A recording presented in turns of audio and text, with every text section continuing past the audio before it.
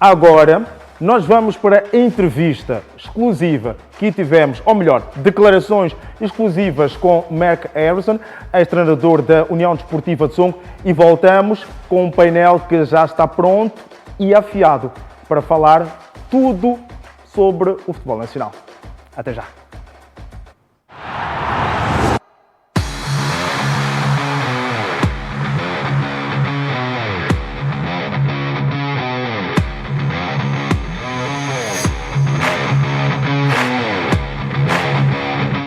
With regard to me leaving UD Songo, nothing was discussed with me. Even after the cup final, nothing was said. I mean, after the cup final, I did fly out of Mozambique back to South Africa, but there was no comments from the president or the sports director.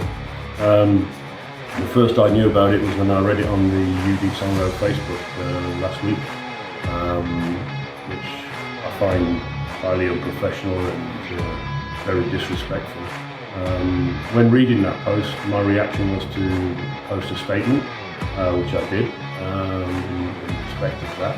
And then only the following day did I get an email from the sports director, Antonio, to say to me, thank you very much, but no thanks, and all the best for the future.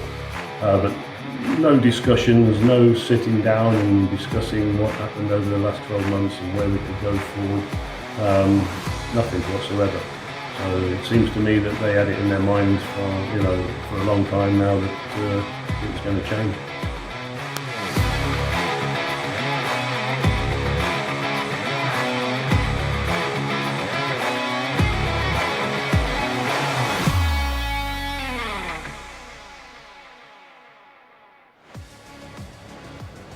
Also, with the salary situation during the season, my agent actually sent an email to the president requesting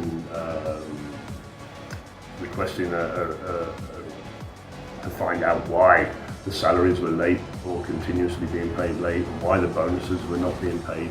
And he got no response from the president. I also had a face-to-face with the president, and it's oh no, we're working on it. Yeah, we'll get to do it. Yeah, we'll do this, we'll do that. But nothing ever changed. I mean, they paid the salaries when they felt like they would pay the salaries, and the bonus, as I said, never got paid really until in December. And again, it's unprofessional and it's insulting too. I mean, we're working, and it is truly insulting. At the same time as well, toward the end of the season, two of the directors went over to Portugal for 14-15 days. On a fact-finding mission to see how things are done in Portugal with the clubs there. But they can afford to send two guys out to Portugal and stay in hotels and etc., but they couldn't pay the salaries or the bonuses. Again, not good. And a club like UD Songo, who has ambitions to win trophies and play at the top, in CAF, they've got to work better than that. They've got to do things better than that. If their expectations are that high, make sure that you run the show properly.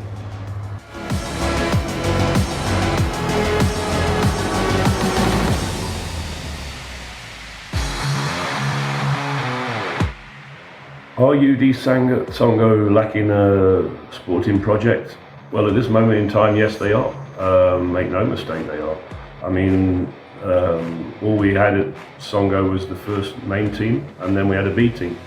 The B team consisted of overage players as well, even one or two foreign players. I mean, that's not right, that's not good. I mean, the feeder team should be sort of 17, 18, 19-year-olds. By the time they get to 19, 20, they should be pushing into the first team, not harbouring players who are 23, 24 in your B team. I mean, if they're 23, 24 in your B team, they're never going to be good enough to play. They should be pushed away. The facility in Songo is potentially massive. I mean, they have the space, they have the potential infrastructure to build, and what they should be doing is getting an academy together. From under 6 right the way through to under 18, and then under 21, and then obviously your senior team. There was a lot of talk about it, of course, yeah. I mean, but nothing was done, nothing's been done. There was no progression in the 12 months I've been there. I haven't seen anything. As I said, they talked a lot, but nothing started. I mean, the sporting director, Antonio Trigo, I mean, he's there to oversee the whole UD Songo, not just the football club. But it seemed to me priority was just the senior team. I mean, you'd sit and watch our training, every minute of the training, every day. You'd travel here, travel there with the team. I mean, I don't know what the other disciplines in the club were getting done to them, but it was just like he wanted to control the actual first team, and that was it. But for me, if you want a successful team, or club, should I say, and if you want something which is self-sustainable, you have to have an academy. And let's make no mistake, UD Songo has the ability to have an academy. And why it's not already been done, or why it's not started to be put into place, I do not know, I do not understand. Because probably Black Bulls and UD Songo are probably the two clubs in the country who can have a real infrastructure. And it looks like Black Bulls have gone down that road, and they're doing a good job of it. And UD Songo could be in the same position, but they need a vision. And I'm not sure they have a vision. It's just talk, lip service.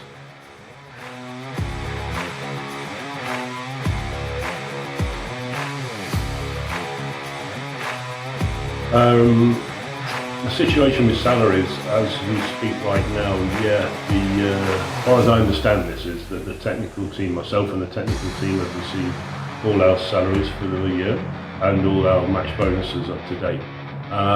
With regards to the players, I'm not 100% sure. I do think that they're still outstanding December salary, but I'm not 100% sure if that's changed. But that's how I understand it at the moment. But the problem is, it's not just now. We were paid late on many occasions during the season, and unfortunately, we only received maybe half a dozen bonuses during the season, and we were owed predominantly sort of 80% of the bonus by the end of the season. And the late payments, of salary is a problem, because it impacts on the players and the technical team, on their mentality and performance, and it's not easy.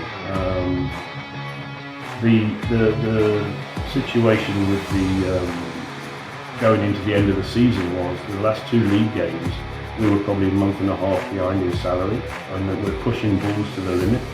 We tried to win the championship. We go into the cup semi-final and final, same situation. No communication from the club, or should I say promises, but never happened. And this does impact mentally, on players and the technical. But the club still expect us to go and win the league and the cup. We tried to do our part on the field, but they didn't do it properly off the field. In the end, everybody goes to work for their salary, and you expect to be paid on time and promptly. Even your bonuses, that's in your contract, you work for that, and these things should be paid on time and promptly. And there's no excuses for it. So in my mind, there was some kind of mismanagement of funds, around the club, because again, I'll repeat, salary and bonuses is paramount, and it should be addressed. And it was an ongoing problem throughout the season. When you look at our performance throughout the season, we've lost one game in 22 in the league, and we've lost the cup final in extra time. I mean, it's not a bad season. Yes, I know we want to win trophies, but it's not a bad season. And again, people outside don't understand, what happens internally in these clubs. And we did have a few internal problems, and it impacted. For sure, it did impact.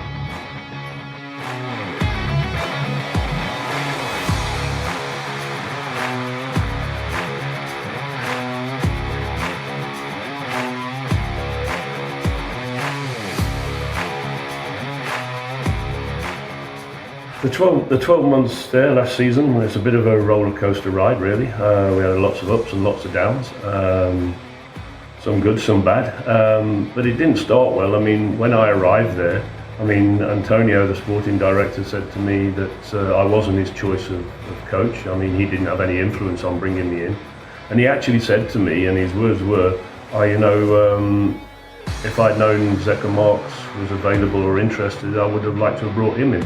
I mean, it's not the sort of thing you say to your new coach, is it? So don't be surprised if you see this season that the coach of UD Songo is 𝐔𝐃. But anyway, that's how it started. And, when we kicked off, we had one or two indifferent results, but predominantly good. And we'd have meetings every week. You know, the sporting director wanted to have a meeting every week to talk about the past game and what we're doing next. But the meetings always started negatively. It was always about good result but bad performance. Well, hello, where'd you come with? You've won the game, but it was a bad performance. And this went on and on and on for the first sort of half a dozen games till you know, the negativity was feeding into the technical team, feeding into the players. And I don't work like that. I'm a positive guy. When I'm on the training field, on the match field, I try to be positive with the players and the technical team all the time. So I had to stop that. I mean, I had to put an end to those meetings because they were derogatory. It seemed like the sporting director wanted to control me, wanted to control the technical team, wanted to control the players, wanted to dictate how things were done. I mean, that's not his job. My job was to coach. Let me deal with that. You get on with your job in the UD Songo club. So that was a big problem for me, and it was a problem all over the season. But on the field, I thought we made good progression. As the season went on, we got stronger. We were playing better. Our football was good. Our results were coming good. And you look at the second half of the season, we were on fire. We were winning games good.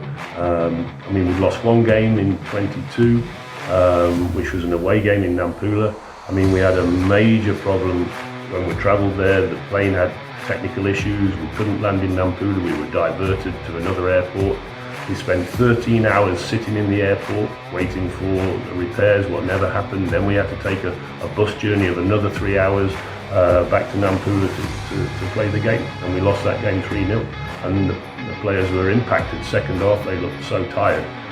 And that's the only game we lost all season. So, you know, when you put it in perspective, on the playing side, I thought we had a very good season. The progression we made from the previous season, you know, was dramatic. And I thought we were set in a good position to sit down now and say, right, where do we go for next year? What players do we need to improve the team? What can we do off the field, on the field to improve, to make things better, to make us, you know, be competitive with Black Bulls? But that never happened, as I said. So in a summary, on the field, I thought it was good. Off the field, there was a lot of infighting, a lot of bitching behind the scenes, finger pointing, which for me doesn't bode well for a successful season, I'm afraid. So yeah, it was ups and downs. Nevertheless, I enjoyed it. When I'm on the training field and when I'm on the match field, it was great. Outside of that, it was also hard work.